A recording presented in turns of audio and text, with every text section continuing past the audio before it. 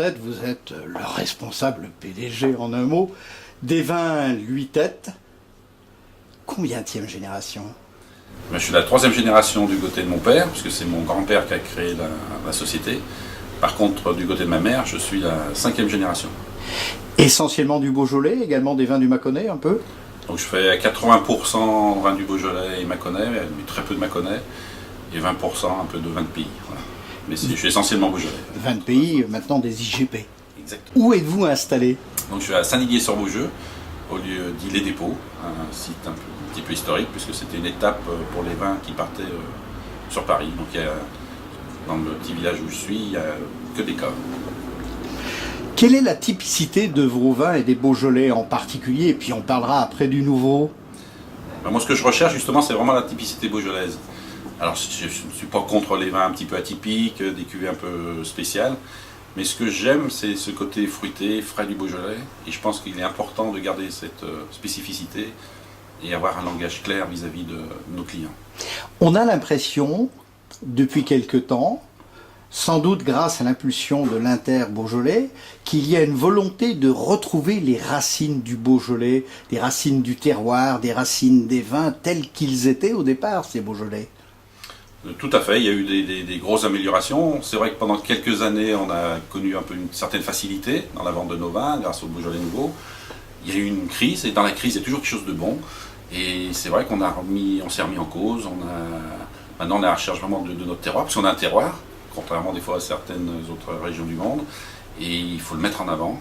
On a des terroirs magnifiques, un paysage magnifique, un cépage aussi magnifique, qui est peu connu, puisqu'il ne représente rien dans le monde.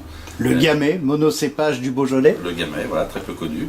Et je pense qu'il est très important, il est important pour notre région de le mettre en avant et mettre en avant nos terroirs. Alors, on est à quelques jours du lancement du Beaujolais Nouveau 2010, Beaujolais Nouveau, Beaujolais Village Nouveau. Votre sentiment sur ces primeurs qui vont sortir d'ici quelques jours?